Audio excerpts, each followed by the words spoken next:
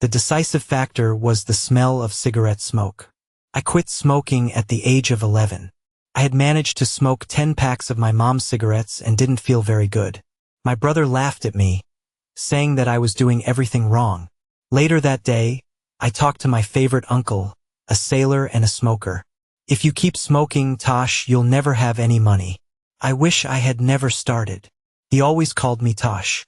I think it was a nickname from his time in the Navy. I loved my uncle, and that short conversation made me wonder why I was smoking in the first place. The reason was obvious. I wanted to be like the big boys, like my brother. I wanted to be accepted. It didn't take long to realize that they wouldn't be impressed. They wouldn't accept me because I was too young. Moreover, I realized that I didn't like the people I was trying to impress at all. So that was it. No more cigarettes. My resolve wavered slightly when I started chasing after girls. I wanted to impress them with how macho I was. Hanging around the streets with a cigarette in my mouth seemed so cool. I hesitated until the moment the coolest girl in school, Rebecca Davis, let me kiss her. Rebecca was a smoker and so cool. She hung out with guys my brother's age and let me kiss her. I was on cloud 9 until I tasted it. Yuck. If smokers taste like this, I don't want any part of it. I broke up with Rebecca, who looked very hurt, and continued living as before. Not cool and not smoking. I was always considered a bit unsociable. Since the time I was bullied on the playground, I tried not to show my emotions. "Hit them hard and hit them where it hurts," my uncle said. "But above all, never let anyone see that they've gotten to you. That's exactly what they want. And if they don't get it from you, they'll move on to someone else." This worked against the bullies but left a side effect that was somewhat less desirable. I was left with an inability to show emotions. Years passed, and I found myself a sweet, non-smoking girl. Her name was Barbara, and we hit it off immediately. 18 months later, I proposed to her and she accepted. That was 23 years ago. A lot of water has flowed under the bridge since then. We have 2 grown children, Henry, who just graduated from university, and Zoe, who is nearing the end of her first year of study. With Barb, I could be myself. I could let down my guard a bit.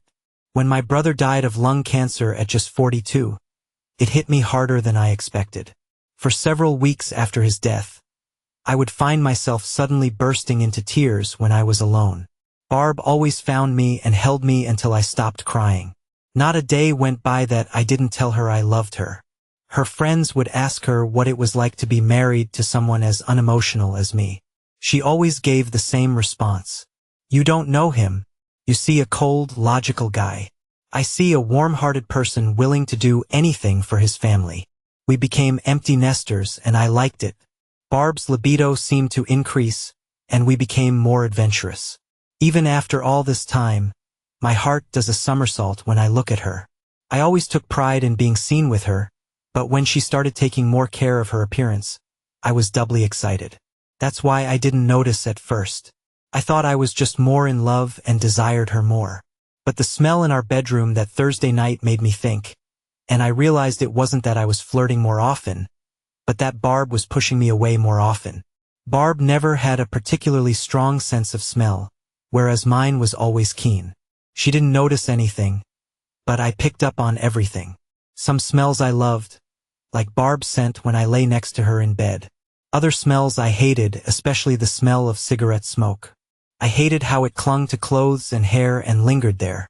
Spending an evening with a smoker was enough to leave my clothes smelling for days. So, the smell here in my own bedroom alarmed me. I asked Barb about it, but she didn't smell anything. She said I was imagining things. I might have believed her if I hadn't smelled it again the following Tuesday.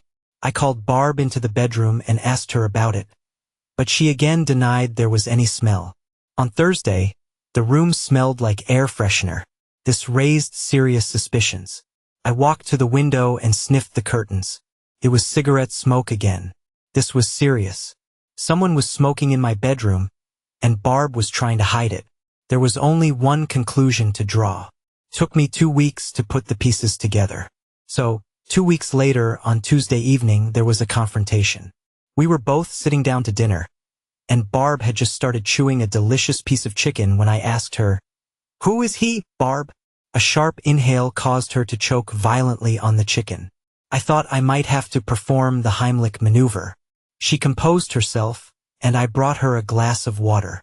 "Who is this who?" she asked, trying to bluff. "The man you're letting smoke in our bedroom." "Who is he?" "I have no idea what you're talking about. What are you accusing me of?" "It's very simple, Barb. I'm accusing you of inviting a man into our bedroom and letting him smoke. I know it's true. I can smell him. You've lost your mind. All calm and quiet. And suddenly you're raging. You need to get your nose checked. There's no smoking man here." I stopped eating and stood up. Looking down at her, I pointed to my plate. "By the way, the chicken is fantastic." I walked down the hallway to our bedroom, picked up a small round object, and returned to the table. I went to the corner of the living room I used as an office and came back with a laptop. I sat down and resumed eating. "Really superb, Barb. You should have some more. What you ate wouldn't feed a fly." "I've lost my appetite. What's all this for?" Chewing another piece of chicken, I wiped my mouth with a napkin and picked up the round object. "This, my dear, is a Wi-Fi webcam. See the little antenna at the back? I left it in our bedroom today." I approached my laptop. "This, as you know, is my laptop, and I assume you know it supports Wi-Fi. It can connect to the webcam wirelessly. Today, I had a program running on it that records from the camera whenever there's movement.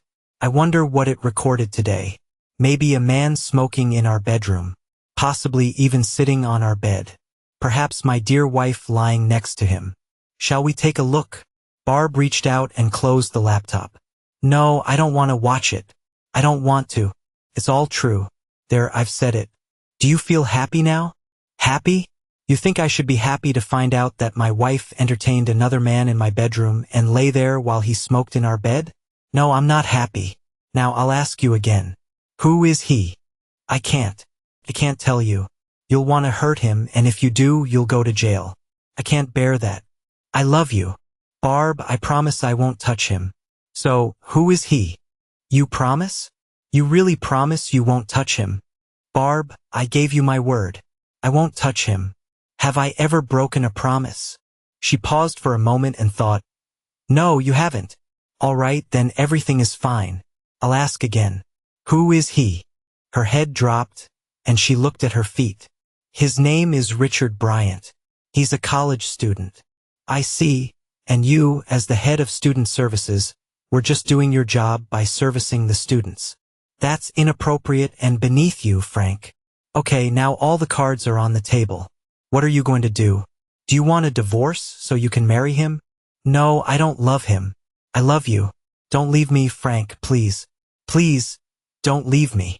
"And then what? Will you give him up?" "I'm not sure if I can. I'd like to say yes, but I won't make promises I can't keep. Can't we just let things take their course? I know it's just an infatuation, and I know he'll get tired of me. For God's sake, he's only 20. Soon he'll want younger girls, and it will all be over. And if I don't agree, then I'll try to give him up. Frank, I really will. But the pull is so strong.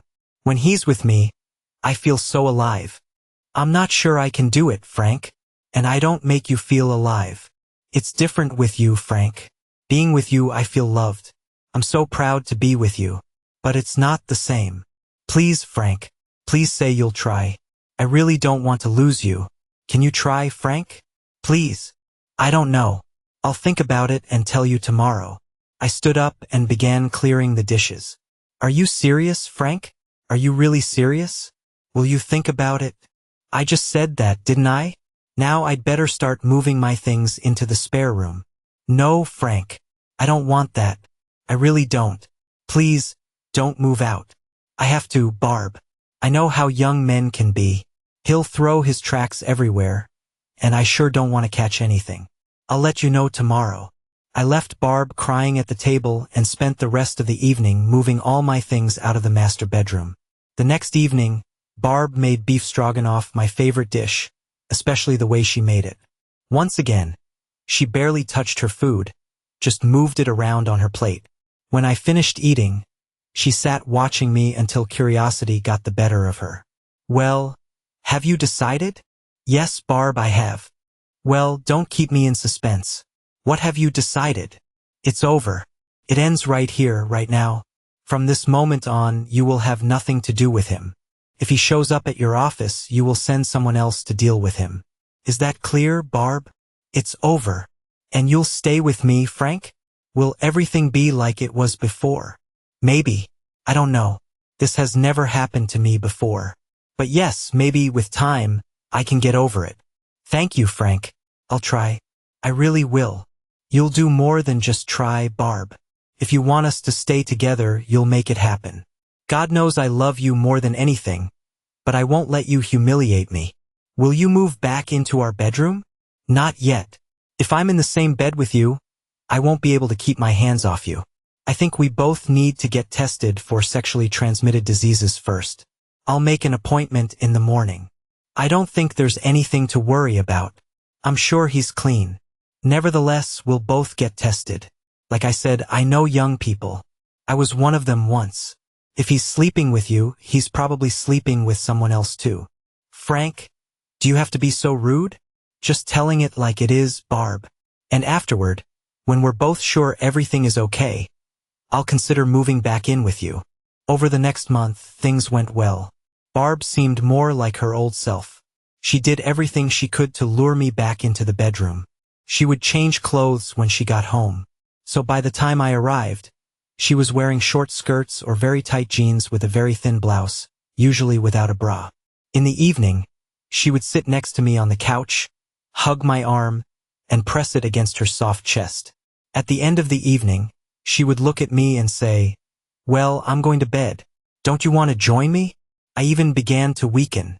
I was determined to endure the entire 3-month incubation period for HIV, but after just a month, I was no longer sure I could continue. I loved her as if there was no tomorrow. I desired her constantly. I'm not a religious man, but I prayed for her to stay away from him. Then my nose betrayed me again. She was standing at the sink, draining water from the vegetables. She was wearing jeans that must have cost a fortune and a thin white t-shirt. Even from behind, I could tell she wasn't wearing a bra. At that moment, I lost control. I approached her from behind, slipped my hands under her arms, and began to squeeze her. She set down the pot, raised her arms to cover mine, and pressed herself tightly against me. Now this feels like my sexy husband," she said. She leaned against me again. As she did, my nose caught her hair. There it was, that smell. Cigarette smoke, the same cheap brand, if I wasn't mistaken. I stepped back. She looked slightly puzzled as I pulled away from her. What happened? I shouldn't be doing this. What do you mean you shouldn't be doing this? You're my husband. For God's sake. If you shouldn't be doing this, then who the hell should? Sorry. I lost control for a minute. And that's good. I've been trying to make you lose control for the past month. I want you to lose control. I want my husband back. You really want me back? Do you really want that? She looked into my eyes, searching for something that could tell her what was going on. Yes, that's what I want. I've been telling you that for the past month. Are you sure? Are you sure you want me and not your young lover? No, of course not. I did what you said. I don't see him anymore. She was good, but not good enough. When she lies, she always takes off her wedding ring, and I saw her doing just that. There was also a tremor in her voice. I need to think. I'm going to leave for a while. Can't this wait until dinner is over? I'm almost ready to serve it. Just put it on a plate and cover it.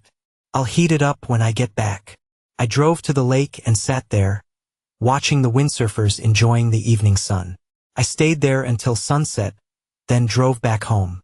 Barb met me at the door, took my hand, and laid her head on my shoulder. Have you thought it over? I nodded. I wish you would sometimes let me know what's going on in your head. No, Barb, I don't think you want to know. I ate alone while Barb watched. After dinner, I went to bed, leaving Barb to watch TV. The next day, I was sitting outside the lawyer's office, waiting for them to return from lunch. The lawyer's office was right across the street from our local college. I was sitting there in my van, watching the students come and go, when I noticed a group of 6 students walking in my direction. More precisely, 5 students and Barbara. They were all laughing and joking as they crossed the road and went into the pub on the corner. I must admit, I didn't recognize her at first. She looked like one of them. I sat in the van, watching the pub door, not noticing the lawyers and their secretaries returning to work. The sky clouded over and a light drizzle began. I stayed there for probably 45 minutes when I saw her come out. She was alone and decided to run back to work to avoid getting wet. I crossed the road and entered the bar, seeing them all gathered around a table by the window. I bought myself a pint of Old Good and sat at a table next to them. The girls all got up and went to the restroom together. I sat and eavesdropped on the conversation. "Are you serious, Richie? Do you even want anything? How about something nice? Does she do nice things for you?" "I told you, boss, anything at all. I'll have to start watching adult films to get new ideas." "And what are you going to do with her? I mean, isn't she a bit old for you?" "She can more than keep up with me. Tell you what, Rich, you can pass her on to me when you're done." "Well then, take her, Jonesy." "So, you're going to dump her?" "Maybe. Depends on whether I can hook up with Stephanie. I'll give you £20 for her." "For £20, you wouldn't even get a night, Jonesy." "Hey, here's an idea. I could rent her out." They all laughed as the girls returned. "What's so funny?" asked one of the girls. "Richie is thinking about renting out his MILF," said the one called Jonesy. "Don't be so cruel," said another girl. "I think Babs is wonderful. I wish my mom were like her." "And I wish I had boobs like hers," said the first girl. "I can't believe she found anything in you, Richie. She likes my big tool. Her old man can't get it up anymore. They sleep in separate rooms." I felt a surge of anger and immense sadness. How could this jerk, for whom she risked so much, treat her with such disrespect? I wanted to sink my teeth into his throat. I wanted to castrate him with a beer glass. But I was held back by the promise I made to Barb. "I won't touch him," I said. How could I have been so foolish? Throughout the conversation, Richie was watching the rain outside. Now I noticed him reach into his pocket and pull out a pack of cigarettes. As he took out his lighter, Jonesy spoke up. "You can't smoke in here, buddy. It's against the law." "Well, I'm not going outside. It's raining. I need a cigarette. And if people don't like it, they can go to hell." I took my beer and moved to the bar counter. Despite all my efforts, my eyes were wet. I wiped one eye when the owner approached. "You okay, buddy?" "What? Oh yes, I'm fine.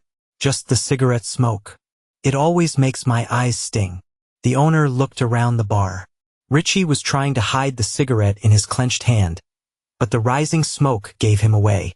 "All right, you all need to leave." Richie quickly put out the cigarette and showed it to the owner. Okay, no need to panic. Don't get riled up, all right?" "Not getting riled up is good, Richie," said Jonesy, looking at the owner's bald head. "I didn't tell you to put it out. I told you to get out. Now you have 10 seconds before I let the dogs loose." He started counting down from 10. "Fine, we're leaving. I never liked this damn pub anyway. In that case, you won't want to come back here, and that's good because you're all banned." As they were leaving, Richie gave the pub owner the finger, and one of the girls groaned. "This is all your fault, Richie. Where are we going to go now?"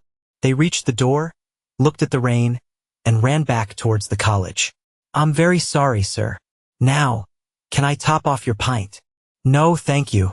I should be the one apologizing. I didn't mean for you to lose customers like that. I can do without customers like that. They come here with an older woman. I think that jerk is probably sleeping with her. Anyway, they all live off her. And when she leaves, they make sure their drinks last all day. I feel sorry for her. She seems nice. Pretty, isn't she?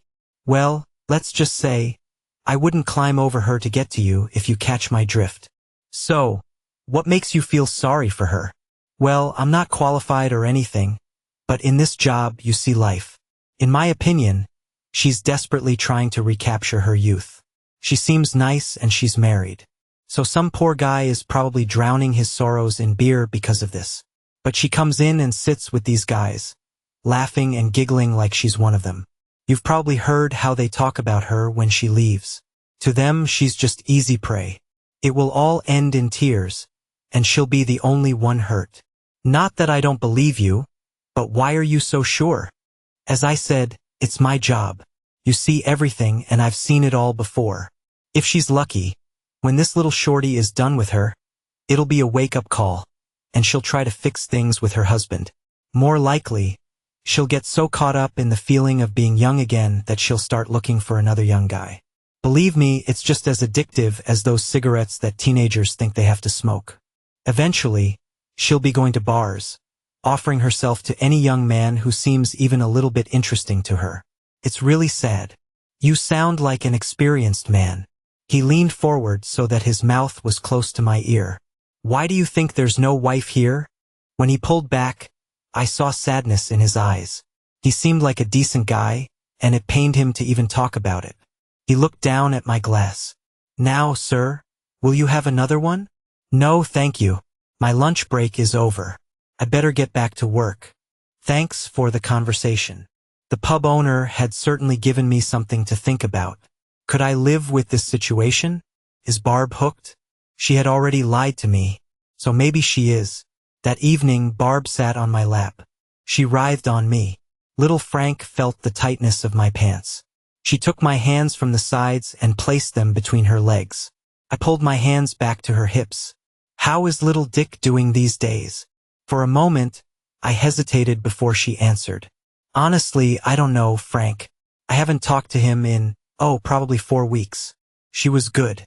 If I hadn't seen it all myself, I might have believed her. So, you have 8 weeks left, and after that, maybe we can get back to a normal life. Do we really need to wait, Frank? I'm sure we'll be fine. If you're really worried, you can always— Don't even think about it, Barb, I interrupted. I'm not going to take precautions just because he didn't. I pushed her off my lap and stood up. I went to my room and lay on the bed, thinking. I realized that she would never be honest with me. She needed me. She needed my stability, like a rebellious child needs stable parents. And then I understood that I couldn't be that stability. I couldn't watch her deteriorate, as my friend in the pub described. I had to break up with her. The next 2 weeks I spent preparing to move out. I found a place to stay, took some time off, and arranged to borrow the company van. I realized that Barb used the room that used to be ours for her secret meetings. I decided to leave on Thursday after a minor confrontation with the lovers. I picked up the van and parked it in the garage. The morning flew by unnoticed, and I only managed to pack my things and make preparations. The coffee pot stood on the gas stove, waiting. A little after 2 in the afternoon, Barbara's car pulled up to the house.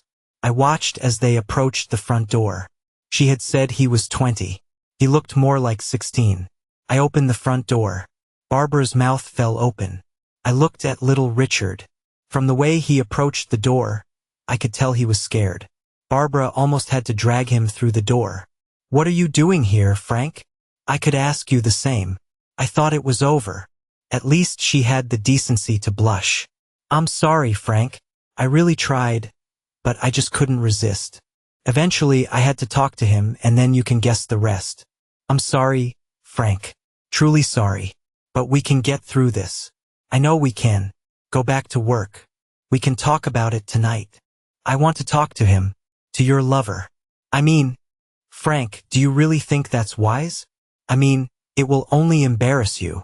Barb, if a man is going to come into my house, smoke in my bedroom, and sleep with my wife, the least he can do is sit and talk to me. Does this mean what I think it means, Frank? You really don't mind. Nobody said I don't mind, but you know I don't want to see you unhappy, so I'll have to deal with it. I just wanted to meet him, and you really promised not to hurt him. I already told you I wouldn't touch him. She walked over to him, took his hand, and pulled him towards me. Frank, this is Richard. Richard, this is Frank. Hi, Dick. Come in. Sit down, have a cup of coffee. My name is Richard, sir. It's nice to meet you. He extended his hand for me to shake. Well, sorry, Dick, but I can't shake your hand. I promised Barb I wouldn't touch you, and I always keep my promises. I saw him fumbling in his pocket. He pulled out a pack of cigarettes, took one out, and stuck it in his mouth. He took out a lighter and was about to light it. "Don't be an idiot, Richard. Those things will kill you, and if you light up in front of me, I might have to do the job for them. It's customary to ask before smoking in a man's house, and I don't want to end up smelling like an ashtray." "Sorry, sir. I thought it was okay. I mean, Babs said you wouldn't mind." Well, Babs was wrong.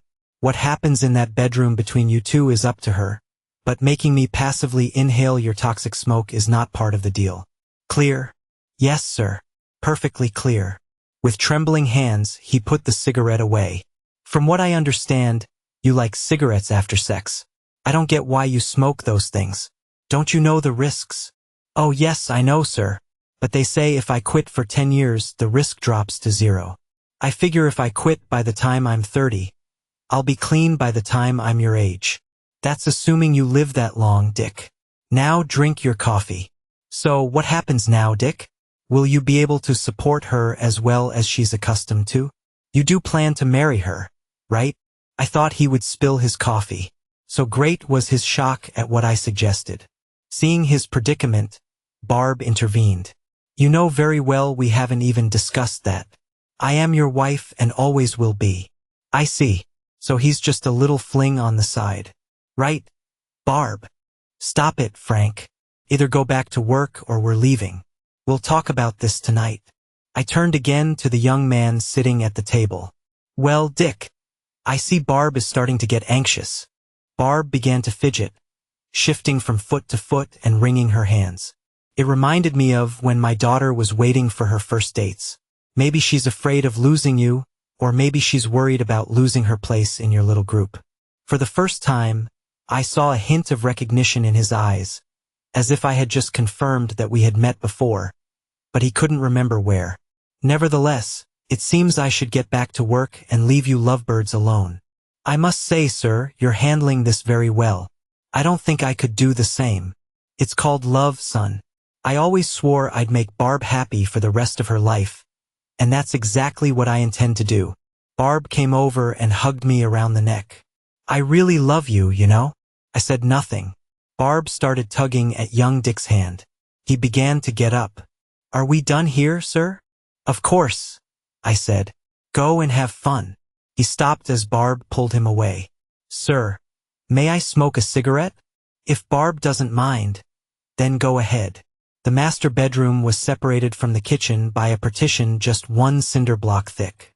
I could hear them giggling as they undressed each other. I went around, gathered the last of my things, carried them to the van, and placed them with the rest, then returned to the house. I poured coffee over the flame on the gas stove and left. An hour later, all my belongings were in my new apartment, and I went out for groceries. When everything was unpacked and put away, it was almost 6. I turned on the TV just in time for the news headlines. "Tonight on Points West, a house in Kingsnort was destroyed by a powerful explosion," said the announcer. That caught my attention. I watched the national news and waited for the regional reports. The regional headlines were read, and then I saw it. A street that looked very much like the one I used to live on. As the camera panned down the street, I saw 2 houses that looked very much like my neighbors' homes, and between them, a pile of rubble where my little bungalow used to be. Thank God for insurance, I thought. A reporter stood in front of the camera, delivering her story. Around 3 o'clock this afternoon, the entire Kingsnort area was shaken by a powerful explosion, shattering windows and homes throughout the vicinity. The homeowners, Mr. and Mrs. Bigelow, are believed to have been in bed at the time. Both were pronounced dead at the scene. A fire officer entered the frame, and the reporter seized the opportunity to interview him. "So, Officer Reynolds, do we know what caused such a powerful explosion? Is it related to terrorism?" "We have found no signs of explosives. Everything points to an explosive buildup of gas. I'm afraid people don't treat it with the respect it deserves. Leave a gas valve open for some time, and all it takes is an ignition source. Something as simple as turning on a light. Or lighting a cigarette," I thought. "Can you say how the occupants died?" "We'll have to wait for the autopsy, but it appears to be from the explosion." The reporter finished her piece on camera, and I turned off the TV. I took out my laptop and turned it on. Barb's face looked at me, and for the first time in many years, I dissolved into tears. I stroked her face on the screen. "Forgive me, Barb. Couldn't let him do that to you. They say an addict has to hit rock bottom. I couldn't watch that happen to you. I'm sorry, Barb. I love you, and I always will. Please forgive me." I sat like that for a little over 2 hours. The computer had already gone into sleep mode. I turned it back on, opened the browser, and found the phone number for the news channel's editorial office. Then I dialed the number. It took some time, speaking with a few lower-level people, before I reached someone who could make decisions. "Hello," I said. "You just did a report from what's left of my house." "Yes, the one on Exeter Road. My name is Frank Bigelow, and you just told everyone that I was dead. But I must tell you, I am very much alive." I paused. "And I don't smoke."